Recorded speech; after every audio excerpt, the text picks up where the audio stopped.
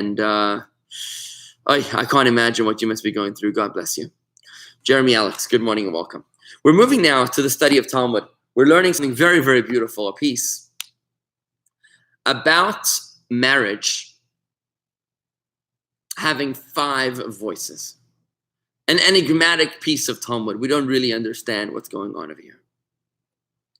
We don't really understand what is going on when the Talmud tells us that you'll somehow merit 5 voices if you make a bride and groom happy. We learned this last week. Let me quickly review. Rabbi Chelba said in the name of Rav Huna, anyone who gets benefit from the wedding feast of a groom but does not make him glad violates the 5 sounds, because there are 5 joyous sounds that are told to us in the context of a wedding.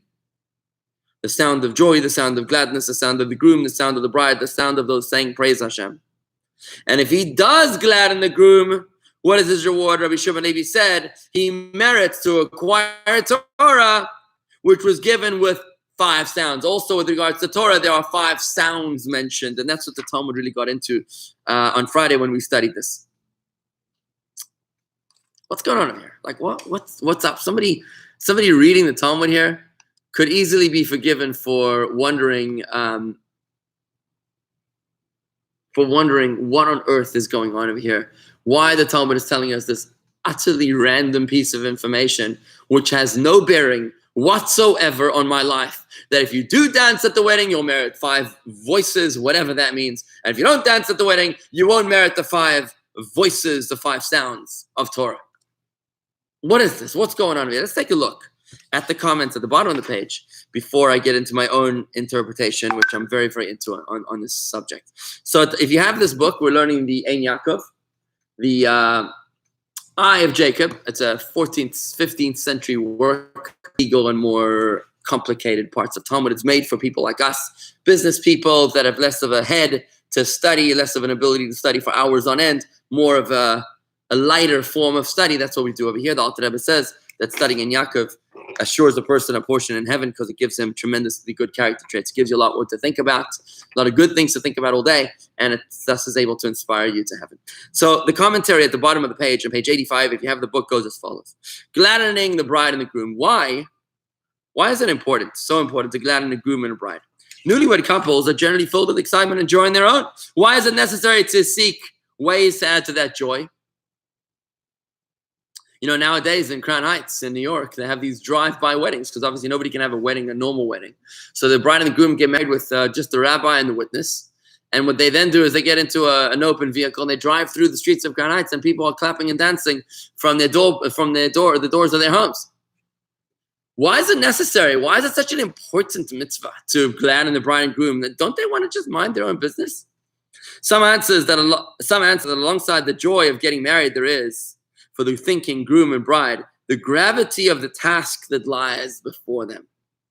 They're undertaking to establish a new home, raise a family, and bring up a new generation of faithful Jews who will devote their lives to serving Hashem. Who is to say that they will succeed in their task? This is what the thinking bride and groom are engaged in. You know, people that are not myopic and thinking about just the current moment, people that see the bigger picture, they might be worried about how are we going to make sure that we have what it takes to build a Bayis Ne'eman B'Yisrael, a home in Israel that is faithful and loyal to the standards and the principles which are fundamental to the Jewish people.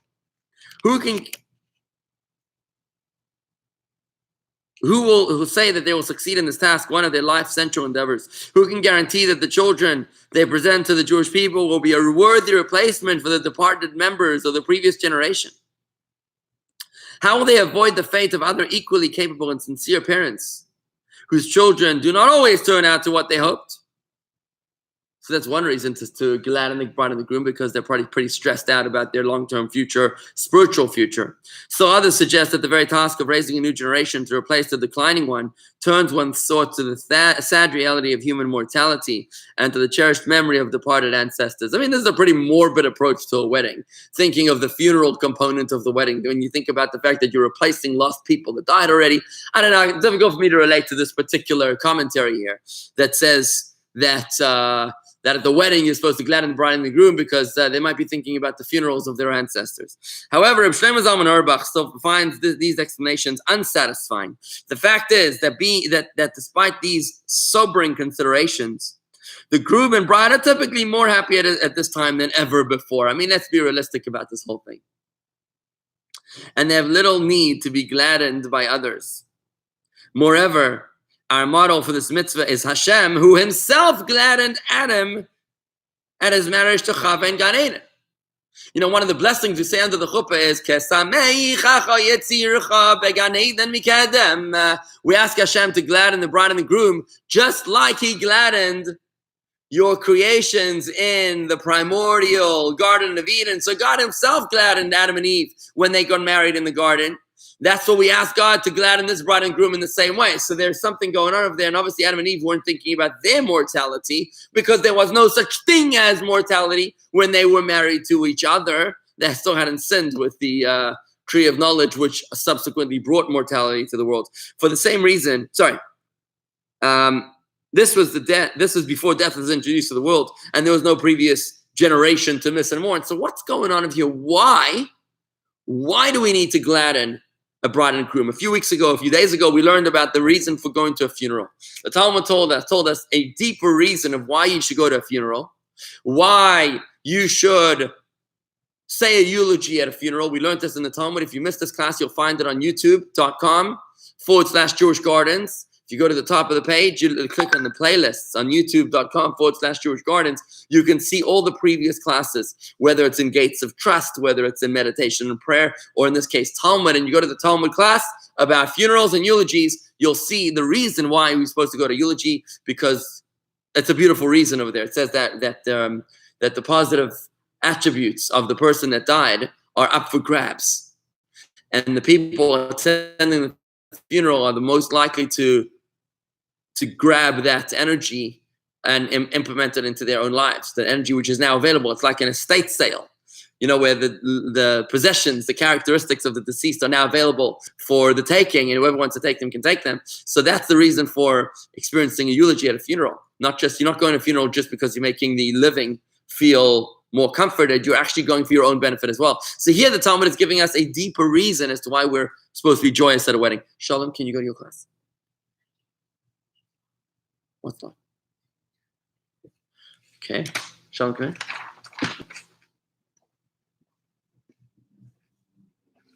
Can you give my son the passcode? This is quarantine living. Can you read that? You have the password? Can you read it? Good. Quarantine living, being able to take care of our kids during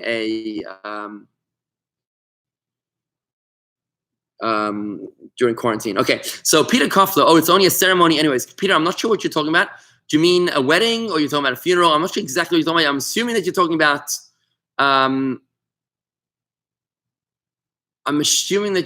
about a wedding. And it's not only a ceremony anyways. There is so much more depth than meets the eye. That's why we're studying Talmud, because we're going beneath the surface. Many of us live our lives on a very, very shallow level, but when we're able to study Talmud, we go deeper, and we are able to understand far, far more than meets the eye. For example, when the Talmud tells us about the 5 voices that are somehow associated with the wedding, we're going to be introduced to a life-changing concept that's literally going to change your marriage, like it changed my marriage. When I realized what these 5 voices are, it's an extraordinary introduction. I'm just going to go through the notes over here before I give you my own explanation as to what's going on with the 5 voices. This is something which is truly a game changer. Remember, the definition of genius is not the ability to complicate the simple. It's the ability to simplify the complex. When the Talmud shows us something like an enigmatic statement, it needs to be understood, unloaded, and unraveled to be able to see how beautifully packaged the message was over millennia. So let's go a little further. For the same reason, points out Reb Shlomo Zalman, it is untenable to say that the bride and groom need to be gladdened because they harbor doubts about whether they have found the right match. For Adam and Eve, who were components of one being, certainly did not harbor such doubts. As Adam himself exclaimed, this time it is bone of my bone and flesh of my flesh. So you can't say, so basically Reb Shlomo Zalman Auerbach, this codifier from Jerusalem, great codifier of our generation, he says that he's rejecting both of the aforementioned reasons for gladdening a bride and groom. The first reason we said that they were worried about their mortality. We said Adam and Eve were gladdened by God without having to worry about mortality because mortality wasn't invented yet. And the second reason you can't say that they're worried about being able to that maybe the bride and groom are not sure that they're marrying the right person because God gladdened Adam and Eve in the Garden of Eden. And in their case, they were absolutely certain that they married the right person. As Adam explicitly stated, this time it is bone of my bone and flesh of my flesh. So Adam knew that Eve is his soulmate. And God wasn't glad, and God was still gladdening Adam and Eve in the Garden of Eden. So it can't be that weddings would gladden people because maybe they're not sure if they're marrying the right person, because God gladdened Adam and Eve in the Garden of Eden at their wedding as well. So what's really the reason? Rabbi Shlomo Zalman never suggests that the idea of enlivening a wedding is to underscore the Jewish view of marriage. It is a mitzvah of the highest order and the starting point of a holy life of service to Hashem. I saw a beautiful statement when I was getting married that before you get married, life is like on play. Then after you get married, for the first year, you're supposed to take it easy with your wife. The first year life is on pause. And after that, life goes on fast forward for, I don't know how long. I'm still in that fast forward phase. So I'm not sure exactly how long that would be going on for. But your life really starts when you get married. It is a mitzvah of the highest order, because that's when you really have to deal with someone else. You're getting out of your own selfish ego, and you got to be able to humble yourself with wisdom, with courage, with humility, with being able to contend and deal with someone else's views and someone else's desires and ambitions and dreams, to be able to really step outside of yourself. That's a real act of maturity, is to be able to live with another person. So it is a mitzvah of the highest order and the starting point of a holy life of service to Hashem. This is in contrast to certain non-Jewish traditions, which see an unbridgeable chasm between body and soul, and consider the joining of husband and wife as tainted because of the physical pleasure involved, and view celibacy as the only path to a life of holiness. So we know that there are religions out there that view sex as a sin, that the righteous, the priests will not get married. They'll live a life of celibacy because somehow the union between body and soul, between man and woman, is flawed and based upon a foundation of sin and seduction and temptation. That is exactly what we're trying to negate by making a joyous wedding, by showing that this is actually a mitzvah. It is the first mitzvah in the Torah. On the contrary, there is a symbiotic relationship between the body and the soul. The soul's potential is realized through the body, while the body is perfected and elevated by the soul. The body and the soul are different, yes, but they are not incompatible. In fact, they are perfectly compatible. It's like a house and electricity. They're very, very different. But a house and electricity, they go very, very well together, becomes a very comfortable place to live. Right? You have the wife and you have the husband. They're very, very different. But yet when they come together, they work together in a perfect harmony. The result is that every aspect of human life, whether spiritual or physical, is a means and a medium for serving Hashem. So we don't see marriage as some sort of a sinful seduction, temptation, a human failing. We see marriage as holy. In fact, God is both male and female. Right? Man who is created in the image of God, therefore, when man and woman are united in marital intimacy, that's really when they're reflecting the image of their creator. This is not something unholy. It is something very holy. The institution of marriage holds a central role in the process of cooperation between body and soul. It's like a metaphor. Body and soul is the bride and the groom. It is an essential stepping stone to human perfection. It advances rather than hinders a person's progress toward achieving holiness. And that's why the act of betrothal is called kiddushin. It's the same word as holy. Marriage, betrothal, is called kiddushin, which means kadosh, holy. Kiddush on a Friday night. Kedusha, which is the holiest part of the prayer of our daily prayers. Kedusha is when we put our feet together, we stand silently. It's Kedusha. And then there's the Kaddish. The Kaddish we say of a loved one. We say Kaddish. the memorial prayer. In all those words mean holy. Marriage, the death, the prayer of a bereavement, sanctifying the Shabbos, the holiest part of our prayers. It all means holy. Why? And that is why the blessing recited over the first part of the marriage ceremony blesses God for sanctifying the Jewish people through chuppah and kiddushin. It is only through marriage, in fact, that a person can reach his potential in Torah learning. And it is amid a harmoniously married couple that God chooses to rest his presence. Fascinating. God doesn't rest his presence unless you're married. You know that the high priest in the Holy Temple in Jerusalem was disqualified from service if he was not married? Like in America, we have a president, we have a vice president. So too, in the Holy Temple in Jerusalem, what they did is that they had a high priest ready for the holy service of Yom Kippur, and they had a reserve high priest in case the first high priest, his wife would die, and he would automatically be disqualified from being the high priest. Then they would have a second high priest ready, married, in the wings to be able to come and take the, to go ahead and lead the Jewish people through the high priesthood. So God rests his presence upon a married couple, upon a person when he's married. If you're not married, the Talmud says you're incomplete, you're imperfect. It is only through marriage, we said, that a person can reach his potential in Torah learning. Because, how we say my better half, my soulmate.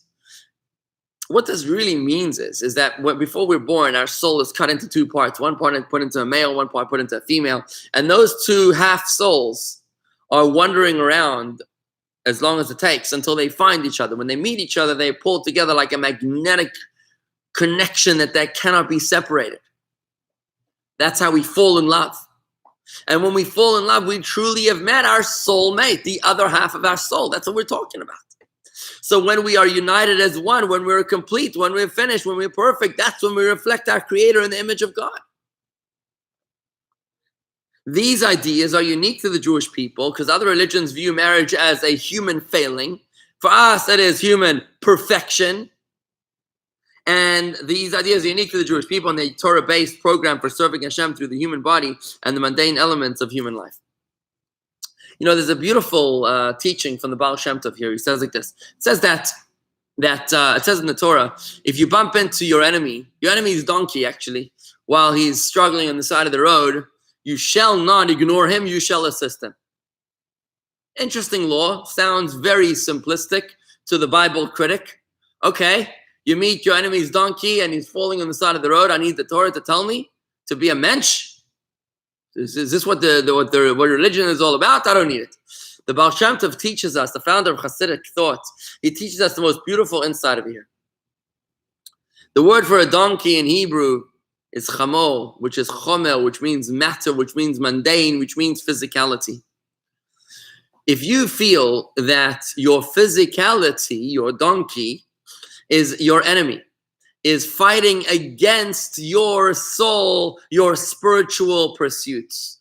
You have a godly soul, and your godly soul wants to be godly, wants to do the right thing, but you feel that your donkey, your physical component, is pulling you away from your spiritual pursuits. If you feel that your physical, your body, is your enemy, and you feel that your donkey, your body, is struggling under its weight, in other words, you're being pulled in the wrong direction. You're being schlepped and you can't control the tension. And you feel that you want to cut ties with your body. You want to cut ties with your physical components. There are people that do this. They're aesthetics. In the world, they just study Torah all day long and they're happy. That's one way of life where you're completely immersed in spirituality and you have no connection to this physical world. Or very, very minute connection to this physical world. And some of at least in the Jewish world, these people are married and they're living very, very minimalistic lives because they don't want to overindulge in the physical world. Came the Baal Shem Tov and he taught this teaching in such a beautiful way. He said, he explained it to me like this: if you see your body, your physical desires, your sexual desires, your need to eat, your need to drink, your desire for money and for power and for success, and you see all of that is your enemies pulling you away from your spiritual pursuits, no, you should work together with it. You should harness the donkey because and its rider, are able to achieve much more than a human being on its own. If you're trying to reach a certain destination, you're walking on your own, you'll get a certain distance. But if you go on a donkey, you'll go much, much, much further. You'll be far more successful. You got to use your donkey in the service of God. It's like taking an ox, which is a wild animal, and you tie this ox with a yoke onto the yoke of a wagon or a threshing floor. Then what you're able to do now is you're able to achieve so much more than you would have been able to achieve on your own. And that's what God wants from us. He wants us to work in synchronicity, to work in tandem with the physical components of this world. We are human beings. We're made up of a soul and a body, both of which are necessary. We're like a candle. We've spoken about this in recent days, where a candle is made up of a wick on the one hand and a flame on the other hand. The flame is pulling up, the wick is pulling down. Together, they're in conflict. Let's not ignore the fact they are in conflict. The flame is pulling up and the wick is pulling down. So the fact that they're in conflict might mean that the flame would say to the wick, you know what, I'm out of here. I don't want to deal with you anymore. I'm skipping ship. I'm going over to the mothership. That would be abandoning its mission, because the purpose of the flame is to work together with the wick to create heat and light. That's the purpose. Yes, I know you want to be higher, and I know the wick wants to be lower, but together the meeting point is one that creates light and warmth all around. And that's what a soul is. Yes, our godly soul wants to be up in heaven, and our animal soul, our body, wants to be down in engaged in the earth. But together, our godly soul is able to steer our body, to be able to sanctify this world, to use everything that we touch to turn the wheat into matzah or challah, and to turn the wine into kiddush or bris wine, and to turn the money into tzedakah, and to turn the computer screen into a medium of Torah study. We're able to achieve wonderful things together. There are Jewish people that say that computers are evil. They have a certain point. But they say that computers are evil and they shun any connection to computers or smartphones. But as Chabadniks, we know that we've been given this extraordinary opportunity. Computers are like fire. Fire can cause evil, but it can also be used for tremendous good. Money and women can be used for evil, or they can be used for good, right? Everything in this world can be used for good or bad. Almost everything. So that doesn't mean you have to separate yourself from women or from money or from fire or from weapons or from whatever. You've got to use it in the right way. And that's we as Chabadniks, as students of the Baal Shem Tov, as we incorporate this teaching of the donkey that's falling on the side. Don't shun your donkey. Don't separate yourself from the physical world. Don't look at a woman and say, oh, it's full of desire. I've got a sexual desire and therefore I'm going to abstain from the woman. No, realize that God created you in this world to work with this physical world, to do mitzvahs inside of this physical world, so that you, together with your wife, will be able to create a beautiful home, a home of harmony and love and romance, and a place where godliness is perceived and comfortable and happy, and where mitzvahs are being observed. And when you're doing that, marriage is nothing evil. In the contrary, it's the holiest of the holy. And that's the reason that we're supposed to make the bride and groom happy. And that's kind of ties together our whole piece of Talmud here, where we're saying that he who makes the bride and groom happy will experience 5 voices. We're still going to get to understand what those 5 voices are. I'm going to get that in a moment. Let me just finish up the note here. Now we find that when a Jewish practice runs counter to the values or opinion of a prominent group of people, the sages took steps to emphasize traditional Jewry's rejection of the non-Torah approach. In the time of the Sadducees, for example, there were several mitzvahs. Sadducees were the Jews that didn't believe in the oral Torah.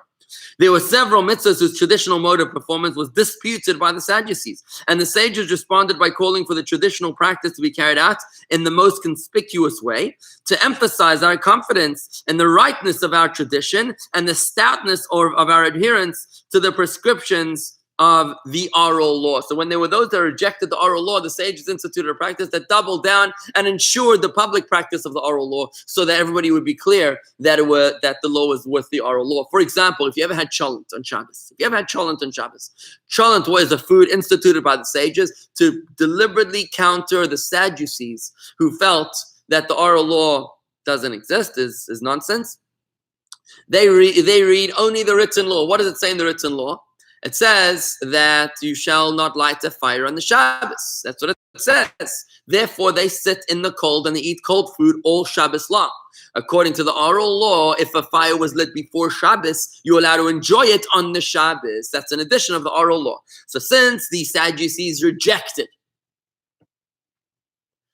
the notion of eating anything hot on Shabbos, if it was lit before Shabbos, therefore the sages instituted a food that was cooked, that was started to cook before Shabbos, and it cooks all the way through till Shabbos day to prove that we do absolutely exercise this law. And they called it cholent, which apparently in French, now I don't speak French, but cholot in French apparently means slow cook. Slow cook, that's what cholent means. So when you're eating cholent, you're exhibiting your commitment to the truth of the oral Torah of the Mishnah and the Talmud, which is also of Sinaitic origin. Not only is the written law given to Moses around Sinai, but also the oral law, which means that even foods that were cooked before Shabbos and on a flame can be enjoyed and eaten on the Shabbos. This is the approach of the rabbis, that God wasn't trying to make our lives miserable and difficult. We are absolutely able to find the joyous side of Torah as well. So, for the same reason, the sages urged us to celebrate weddings with all the merriment we can summon up, and to this end, emphasize the importance of gladdening the bride and the groom. All of these spirited festivities serve to demonstrate the central role of marriage and the spiritual maturation of the Jew and its exalted status, and for they made marriage a joyous thing that we're supposed to absolutely be happy in order to counter the mistaken notion of the other religions. This approach also explains why someone who fulfills the mitzvah merits the Torah, as the Talmud just stated in this text. For by promoting the importance of marriage, one promotes the value of living a Torah life, one that elevates the physical by turning it into a tool, and for the most lofty spiritual attainments within man's reach. Now I'm going to stop that piece of Talmud over there and make the following statement, that next time, God willing, tomorrow, maybe on Wednesday, because tomorrow we're going to be studying Tanya, I'll be explaining the 5 voices and what it actually means, the 5 voices of